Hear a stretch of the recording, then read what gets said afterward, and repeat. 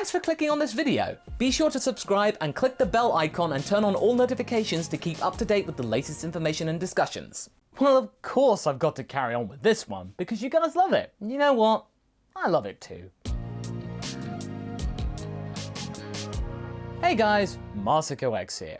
Now, it may no longer be April because it's gotta be May. So may I offer you up another entry in the surprisingly entertaining adventure of Hercule, or Mr. Satan, if you're confused about the pronunciation, hashtag YT being YT, aka the yellow dollar won't get me, as he manages to define expectations and turn into a being who is remarkably strong and also rather valiant as a figurehead of the Satan Castle Dojo.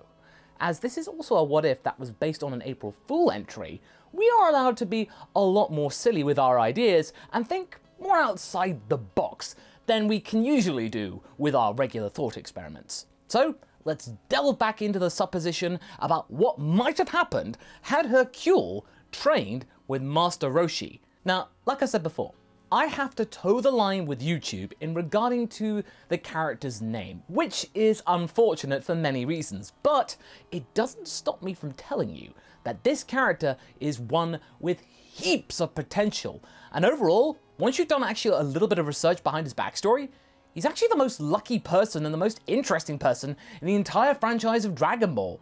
He is the only being to have survived in the main timeline ever. And yes, I know, the Frieza loop in the Resurrection F arc doesn't count because technically that never happened. What made this person stand out though, even more, was the fact that he was such a massive goofball who hid behind excuses and over-the-top dramatics to get out of certain situations. However, as we discovered, this was something he picked up during his early days of training. It wasn't something he just was born with, he just thought it was the way to do things. His reason for supposed cowardice was him leaning away from fighting crazy strong guys after Mercenary Tao had viciously taken out his master, the leader of the Castle Dojo. However, we were able to settle that score in this really goofy what if. In the last part, Hercule had sought the guidance of Jackie Chun because no one else was available, or he couldn't find them, and then found Master Roshi instead, who didn't seem too keen to train such a vain and wimpy person, as far as he could tell. Especially someone from the likes of Satan Castle. That place! Oh, dream on. No, this wasn't going to wash with Roshi. Had Krillin not been around, keen to find some sense of excitement with no Goku around, I reckon that Hercule's quest may have finished before it had even begun. Because, yeah, with Goku up in the woods, starting a family with Chi-Chi, things were pretty quiet in the middle of the ocean. Pretty boring too.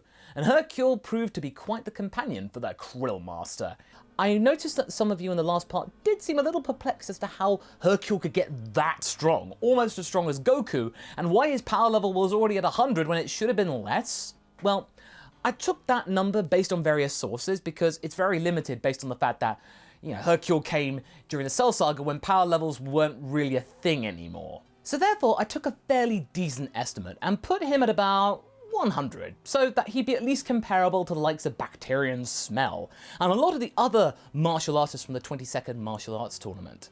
In fact, some of them could have bested him back then, even at 100. So this was a fairly modest one, but pretty much fair with any other talented, skilled martial artist at the time.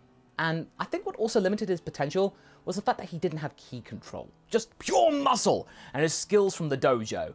Well, depends what you define as skills. In the end, Hercule was able to avenge his master and promptly become the new leader of the Satan Castle without any opposition, and began to teach his pupils a much more disciplined fighting style and saving the art of ki control for some of his more talented pupils, which unfortunately wasn't that many. In between that and part 2, the Dell had been born, and now Hercule had the challenge of being a single parent and the leader of a dojo, and one of them had to give.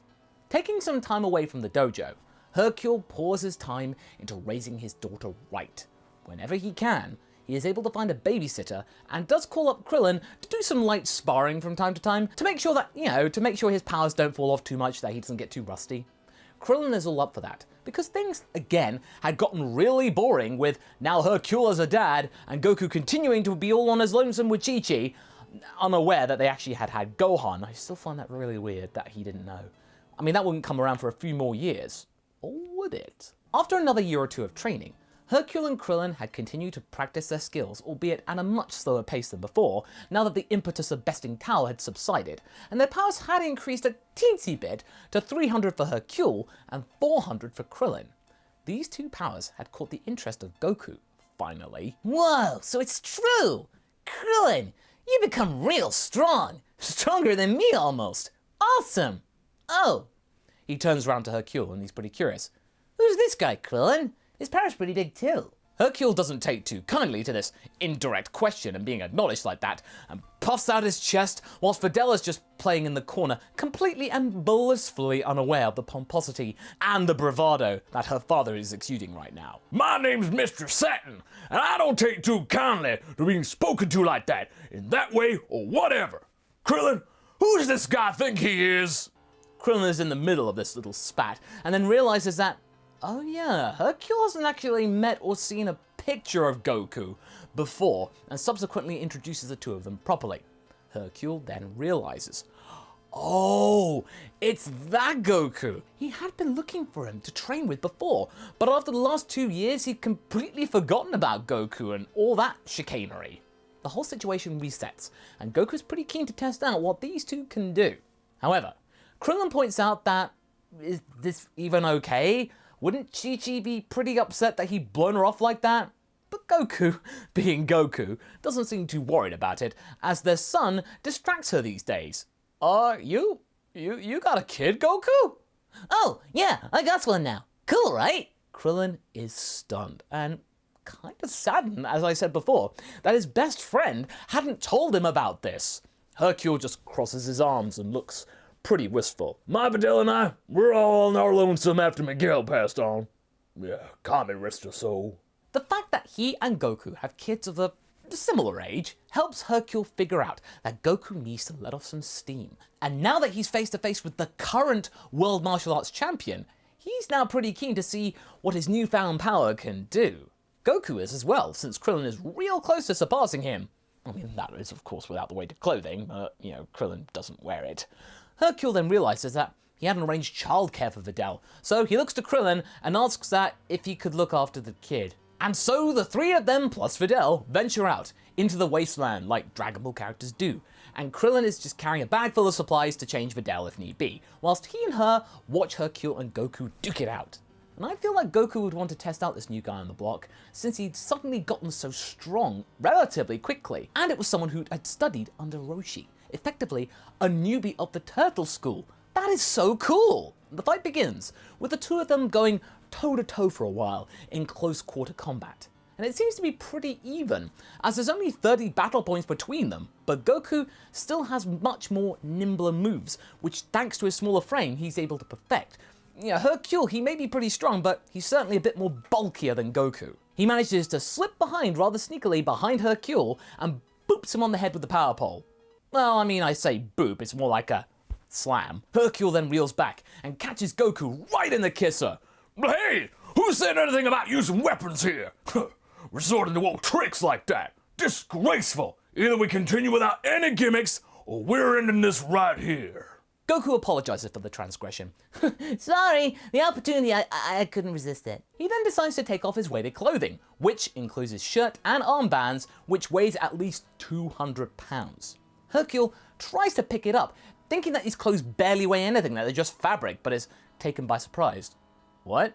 Hey, Krillin, this gee's real heavy. What gives? Well, I'll tell you what that means. It means that Goku's power has gone past 400, and the differential is bigger, meaning Hercule is on the back foot when he finds Goku's foot in his face with a flying kick. The fight continues, with Hercule doing his best to handle himself against Goku, but getting very little purchase now. What he thought was a pretty even fight turns out to be less even. That's when he decides to break out the Kamehameha, his ace in the hole.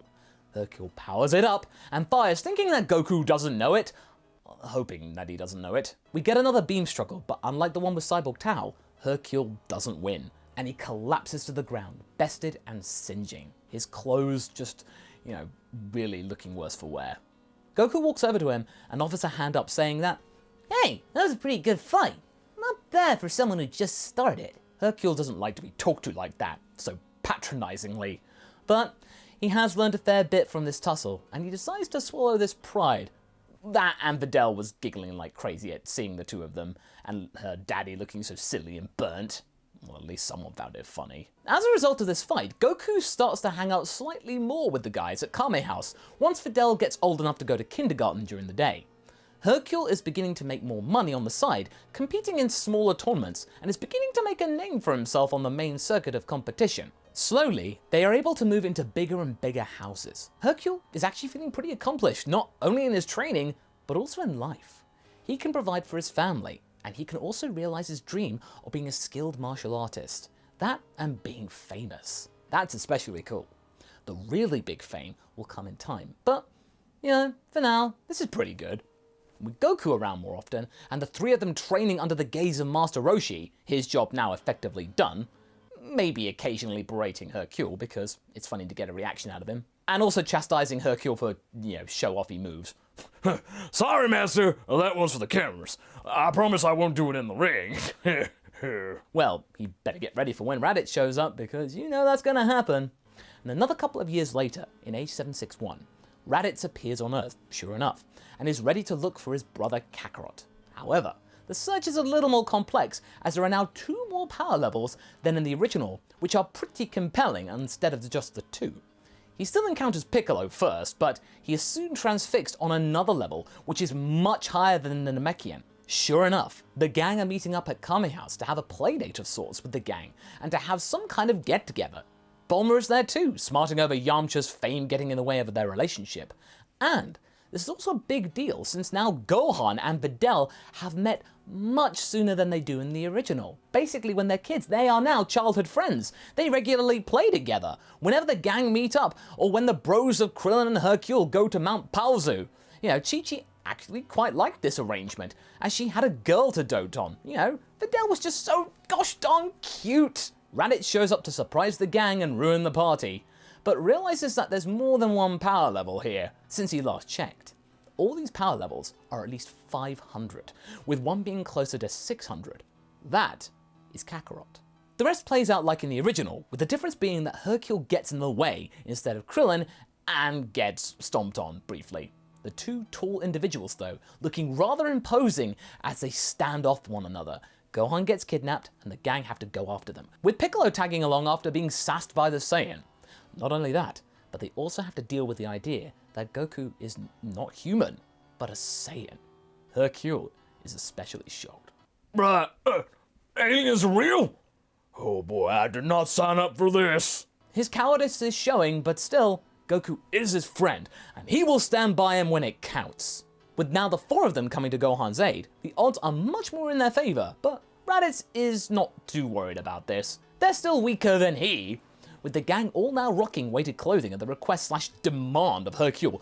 To make things fair, all their powers, including Piccolo's, are increased by 25% according to the manga. This means that Hercule and Krillin are now at 620 approximately, and Goku is now at least over half of Raditz's power alone. And with the 4 of their powers combined, they are Captain Planet! Okay, sorry, I couldn't resist that. Raditz now is actually beginning to get a little nervous, his own cowardice beginning to show, with how composed they are. Well, the Green Man isn't.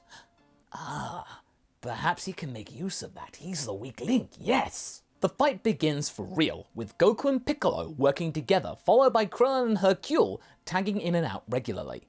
This is then often accompanied by the 4 of them smacking Raditz at once, which is enough to cause some hefty damage to the Saiyan, who can't stop all of the attacks from landing at once. Raditz then has to resort to the double Sunday. But he has to actually take a big hit from all directions to make sure that it lands on everybody, which it does. Goku, Hercule, Krillin, and Piccolo are thrown back, and they're pretty badly hurt. And this is when Piccolo tells the group that he has the special beam cannon, but it'll take 5 minutes to charge. Well, okay, it's not like in the original. This is 3 against 1 here. It's much more easier to pull off, and sure enough, the attack lands, but Raditz is still standing?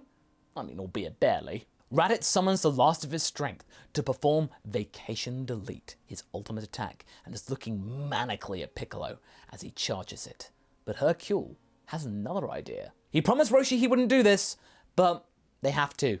It's one of his show-offy techniques. He tells Goku to be ready to shoot a Kamehameha and prepares one of his own, coming out of his bare feet, like Goku did in the previous tournament. I mean, once he takes his shoes off. Hercule begins to fly at great speed towards Raditz. Now! Goku fires his beam into Hercule's, giving the champ even more speed. Right before he's about to land into Raditz, he then shouts, Dynamite kick! He rounds up at the last second and gets into the pose. This kick is going at nearly a couple of 100 miles an hour and lands with an almighty slam, which in fact takes Raditz's head off. Whoa. The scouter flies off and Raditz's body collapses to the floor, and Hercule lands in a heap a ways away, looking back and feels quite queasy.